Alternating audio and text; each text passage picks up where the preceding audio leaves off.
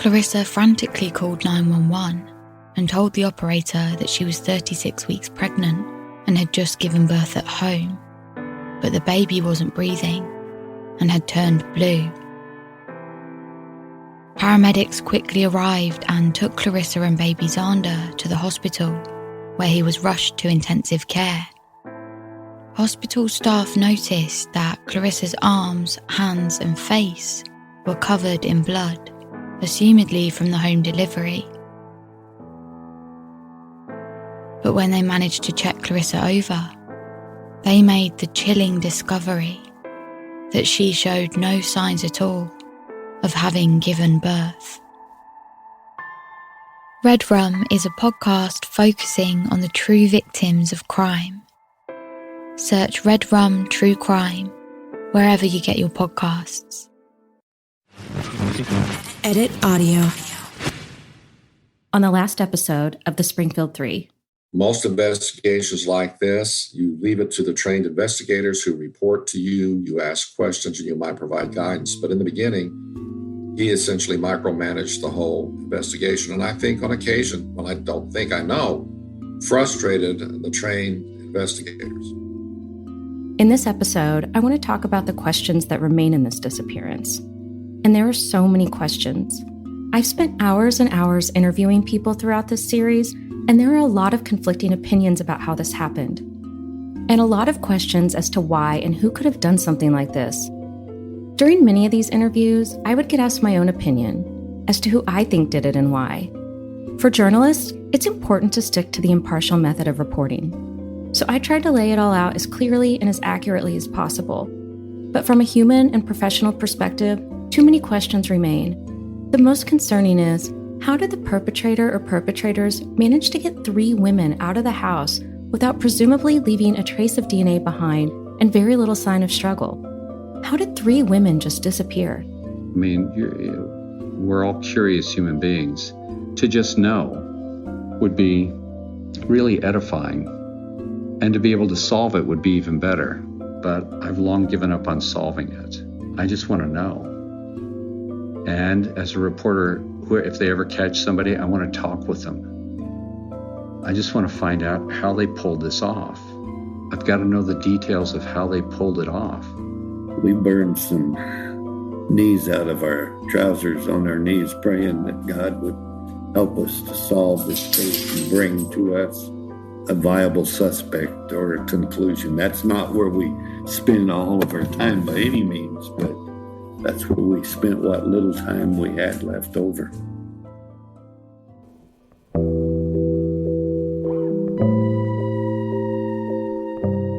This is the Springfield Three, a podcast about the disappearance of 3 women who forever changed a small Missouri town and the people in it.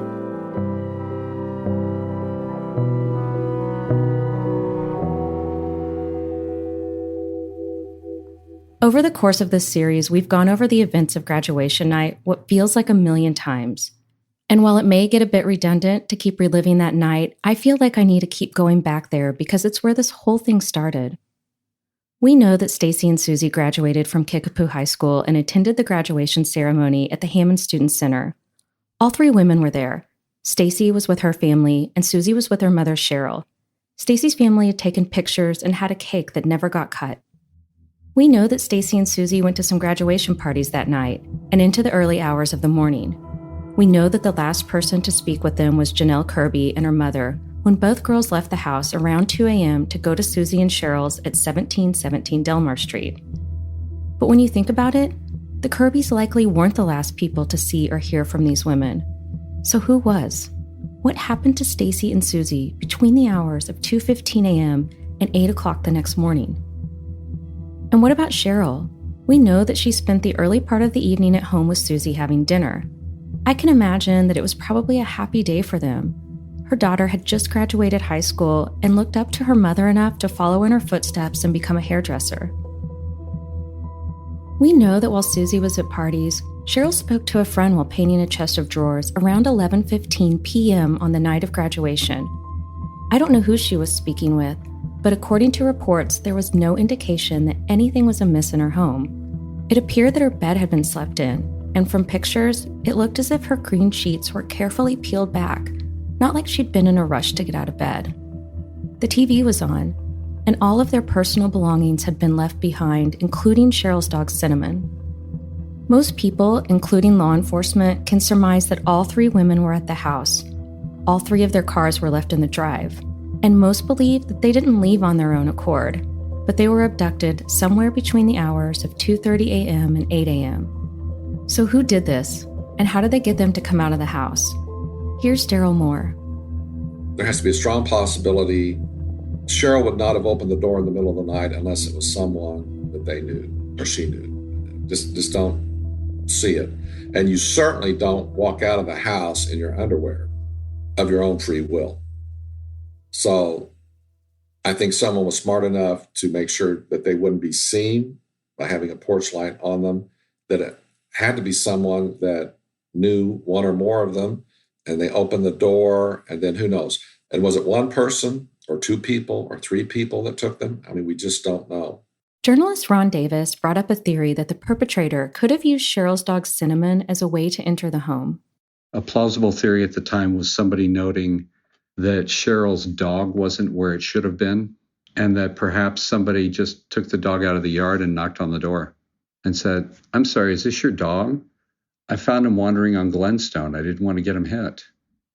She's going to be grateful and open the door. And then you're in. And once you're in, you have the upper hand on everything.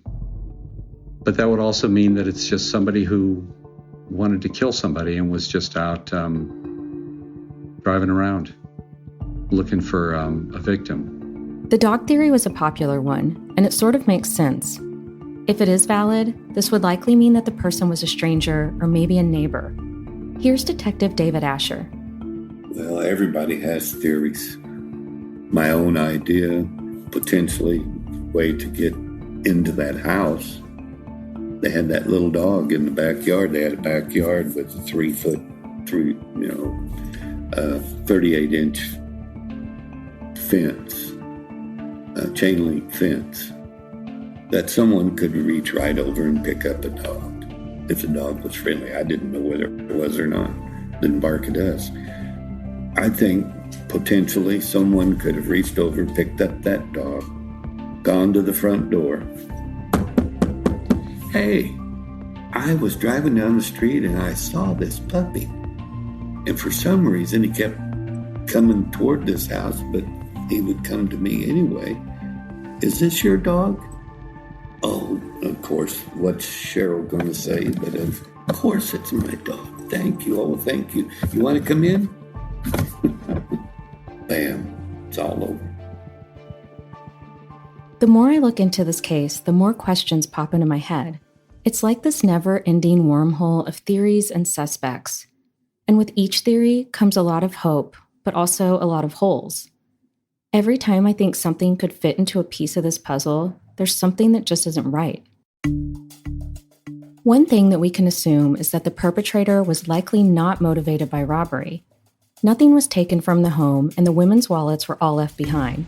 Sherrill, who was a hairdresser, had somewhere around $900 in her purse. So most folks assume that this person wanted one thing, a victim, or 3 of them. So let's drill down to a few different scenarios. Scenario 1. The suspect targeted Suzie and Sherrill, who lived at the house on Delmar. The suspect would not be expecting to enter the house and find Stacy McCall at the home. So now I go back to somebody targeted one of them. And since it was Sherrill's home, it was probably her or her daughter. The one thing that I think everybody can agree on is it wasn't Stacy McCall. She wasn't even supposed to be there. And that's just bad luck. Scenario 2. The suspect was targeting Suzie. But remember, Suzie hadn't intended to stay the night at her own house, arriving on a last-minute decision. Here's reporter Laura Bauer. There were others who believed that Suzie's ex-boyfriend and his friends who were into satanic rituals and grave robbing would have been involved. They, according to the people I'd interviewed, they thought that they had a motive at the time because she was going to testify. as a reporter, you track these down and you don't know what to believe. I mean, all you know is that there are all these theories out there. Scenario 3. The suspect was targeting Sherrill Levitt. You try to look for possible motives and you see none, or you can't find any that are obvious at this point, and it's just a dry well. And then, of course, you still have most of us believe that, unfortunately, Stacy and Suzie were probably collateral. But again, we may be wrong. Maybe Sherrill wasn't the focus. Maybe it was one or both of the girls. Had this been the case, is it possible that the suspect had already entered the home prior to Stacy and Suzie and was interrupted or even surprised by their arrival? Remember what Nigel said about where Suzie parked her car? She was very much a creature of habit. She parked her car 2 places. If everything was good, she would pull up right behind her mom in the carport area straight. And if her mom wasn't home, she would never block her mom out of the carport. She would park in the circle drive. Or if somebody else was parked in the driveway, in her spot, she would park in circle drive. So I've always said this from the minute I know. This was my police report when I talked to the police and did my interview. I said this. The fact that she was parked in the circle drive, that's where her car was. Either her mom wasn't home or there was somebody parked in the driveway. In all of the interviews we've conducted, people told us that Sherrill was an upstanding citizen. So why would someone want to take this woman? It just seems almost ridiculous. She was, by all accounts, a really hard worker. There's nothing in the investigation that would indicate that Sherrill was a target for anything. She was divorced, hardworking, stayed home a lot. And so in just my review of this case, I don't think she was the primary target of that. One thing I kept hearing over and over was the question regarding how one person could possibly take 3 healthy women, especially when you see practically no signs of distress. Ron Davis makes the point that it wouldn't be difficult. I don't think anybody walked into the house on East Delmar and thought, I'm going to kidnap 3 women. One of them wasn't even supposed to be there. So I don't know if somebody targeted Sherrill, and if she said something like, oh my God, my daughter's going to be home any minute. And the person says, okay, I'll wait. And frankly, if 2 young women walk in and there's a woman who's bound, it would be pretty easy to subdue all 3 of them at that point. And Sheriff Milsap agreed. I've had a lot of people say, well, there's no way a single person could control 3 women. Yeah, you can. You put a gun out and you'd be surprised what people will do, because people's mindset is, if I do what they say or do what he says, if we assume that the person's a male, and I'm almost sure that to be true, is that if I will do what he says, I will survive this. And it's just the opposite. The best thing that would have occurred, and this is what I tell people when I talk about self-defense, is you put up the best fight you can. And because more likely than not, once you leave with them, you're not going to be found alive. On to scenario 4. The suspect targeted Stacy and Suzie, following them home from the parties. I think the girls leave battlefield, and this is just my opinion, and it's not worth much, really. But I think they leave battlefield. I think they're seen by somebody. I think you've got 2 teenage girls driving little red cars, and I think at some point somebody sees that and follows them to the home, and then there's some type of ruse to knock on the door and make a rush into the house. And something else sort of stuck out to me. The blinds at the Delmar house appeared to be moved as if someone was looking out the window. Did Sherrill or all 3 of the women see someone approaching? Here's Rick Bookout. Now, the blinds, as I recall, the blinds were closed, but one of the slats was in an open position, pretty much head level. So someone could stand there and look outside. I did notice that. From here, what happened with the porch light? It appears to be the only possible sign of distress in this entire case. Was the porch light on during the time the suspect or suspects entered the home? Could the perpetrator have removed the light when entering in order to create total darkness? Or did one of the victims break the globe during a struggle? This small detail in the case could be really important. Here's Sheriff Milsap. the bulb certainly plays a part of that. And, I don't think in the investigation that they ever determined, when was it broken? Was it broken prior to that Sunday of it being found and those types of things? But certainly that was a suspicion that may have played a part in the girls being abducted. Well, I mean, for those of us that believe that they may have just been lured out, first of all, whether the porch light was broken or just unscrewed and then later got broken, who knows? But obviously, you don't want to be seen, right? After all this time, the mystery that surrounds this case still leads to, more leads. Most journalists and law enforcement I've talked to say that they still get tips coming in every so often, and true crime forums are filled with possible new leads every day. Since this podcast has aired, I've even gotten people messaging me with new leads and theories. David Asher retired in his 80s, but he still gets calls about the case. Most recently, 2 weeks ago, I get a phone call about a new suspect that I was unaware of. Of course, there's been a lot done on this case since I left 23 years ago. It's an ongoing case. It's still being worked as valid, and I use that term, valid leads come in. Not just somebody's dream, but they are chasing down the dreams to be sure that the person that's making those calls is not the person responsible or maybe knows the person responsible. And Ron Davis gets messages as well. It's about every 6 weeks, 2 months, something will pop up and somebody will say, hey, I remember you worked at the paper. Hey, I remember you're a reporter. What do you think about this? Or, I was talking to somebody. I got a Facebook message from a guy about 3 months ago who was like, I'm telling you, I still think they may have been taken to a hog farm in Webster County and fed to the hogs there. Have you thought about talking to these people?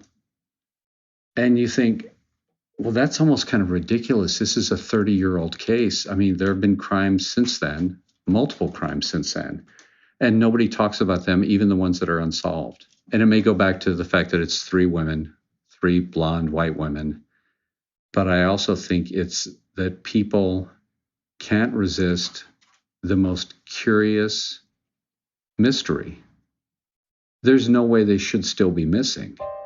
And there have been digs, hoping to find the women's bodies buried beneath the ground. So I was appointed special prosecutor. A search warrant was obtained because the patrol had received information that they thought was sufficient to establish probable cause to get the warrant, that the green van that some people thought was involved in the kidnapping of the 3 women, and that other information tying particular men to the house that may or may not have seen them at George's were at this farmhouse location. So they got the search warrant and went out, dug up an area outside looking for the van, which was not there. But the interesting thing is that in the house, on the second floor of this abandoned farmhouse, there was a huge section of the floor cut out. And we all thought that was odd. I mean, it was a pretty good section, and it appeared to be a blood-like substance around the area that had been cut out. And so, our curiosity was, had someone been killed and bled on that floor, and then the perpetrators cut the floor out to destroy evidence? In any event, samples were taken and were sent to the Kansas City lab, and that's when we used, I think, toothbrushes and other personal items from which you could get DNA, and had the lab attempt to determine, first of all, was the blood human or animal? And then second, did the blood belong to any of the 3 women? The end result was that the blood was presumptively human, but it wasn't any of the 3. So I don't know what happened in that farmhouse at some point, but that was a very interesting lead that was at first exciting and then, of course, didn't pan out. Over this podcast, we've looked at an ex-boyfriend who had recently been arrested for grave robbery. We looked at Bart Streeter. We looked at Steve Garrison, in prison for raping a college student in Springfield, Missouri in 1993, who told police that a friend had confessed to killing the 3 women during a party.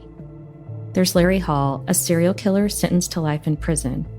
He's the Civil War buff who had driven to Missouri several times over the years and could have possibly returned in the summer of 1992. We looked at Gerald Carnahan, in prison for the murder of beauty queen Jackie Johns from Nixa, Missouri, just a few minutes outside of Springfield.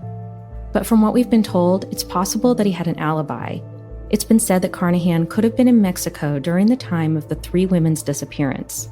And while he's a guttural human being, and clearly a murderer, that just seemed a little bit out of his wheelhouse. He would have killed them right there.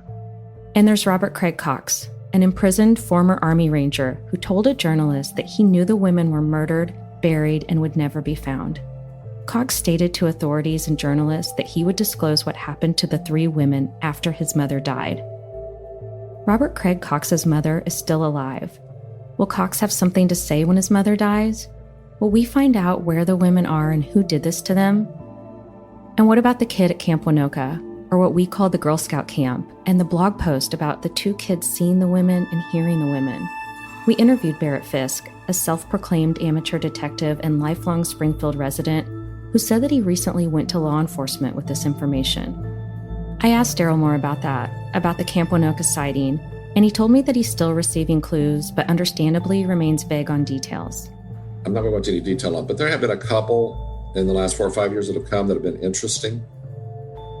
There's been one in the last year that has come from a member of the public to me, and I've passed that information on to the police department to look at. It's interesting because it is different, and it does kind of provide it's one of the more viable explanations, but can't prove it at this point one way or another. Have you heard, or can you say anything, if you have heard, about a theory of the women being taken to Camp Winoka? Well, I don't want to get into it. I have heard that theory. I will tell you that it's interesting. But again, at this point in time, there's no way to prove that they were taken there, that it was them, and who did it. I'm not going to deny it's an interesting story, but at this point, that's basically what it is. And I just try to stay focused upon what I know at this point and do pray that there be resolution to the case. That somebody somewhere will someday come forward and say, I know who did it. Like Darrell Moore mentioned, this Camp Winoka sighting could possibly have some legs. The timeline sort of adds up. But then again, after all this time, there's no way to be sure. I went into this podcast not to solve this case, but to tell the story. I thought I might gain more clarity on what happened, though. And yet we still don't know who did it. But it's likely that someone out there knows what happened to Stacy, Suzie, and Sherrill. There are no bodies and no DNA, but there is an answer somewhere out there. And that's what's most amazing about this. Somebody got away with the crime of killing 3 women. I don't know the police are ever going to solve it unless somebody confesses, oh, by the way, I did this. But there are still some that believe, and this has been the theory, that somebody on their deathbed is going to share something. And that was always the belief. And I would just say that whomever is responsible for this, you can't change what's happened, but you can give some closure to the family, while they're still living. So I kind of look at it from that angle. I'm thinking maybe somebody will at some point say, hey, I know something. And the fact that there's been no information come forward in 28 years, that leads me to think that's another reason I think that there aren't a whole lot of people involved in this. Because the more people who are involved in something, somebody's going to talk. At some point, somebody's going to talk. But if there's just one person, it could go a long, long time. So, I think that, if it's solved, it might be from that angle that somebody's going to say, hey, I know something. Here's what I know. I know that as a Christian, I turned it over to God probably 6 weeks after they disappeared because I couldn't handle it anymore. And I just asked God to take over for me. I wish they would, whoever took them would let us know. I don't care how they let us know. They can write a letter or somehow send something, to the law enforcement or to us or something. And really just let us know where they are. If they're alive, if they're buried, if they're, whatever happened.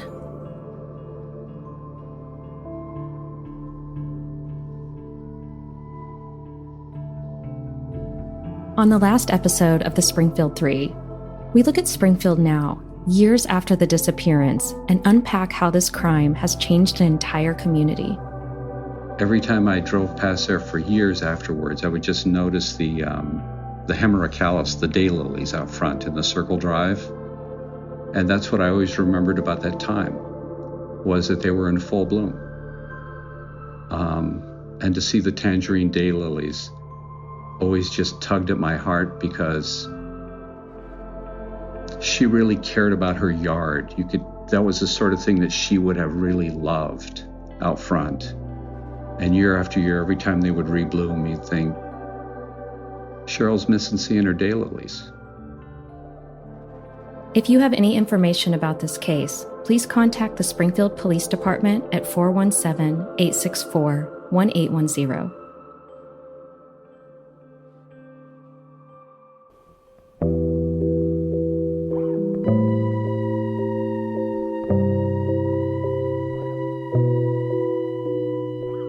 The Springfield Three is an Edit Audio original production, created in collaboration with Anne Roderick Jones. The series is written, researched, and hosted by Anne Roderick Jones. It was produced and edited by Ali Sirois, with executive producing from Steph Colburn, Sophie Shin, and with lots of help from the rest of the amazing Edit Audio team. Theme music was written by Patrick Grindle and Ali Sirois, and was produced by Patrick Grindle at Studio Dolly. And thank you to all of those who shared their stories with us. This project would not be possible without you.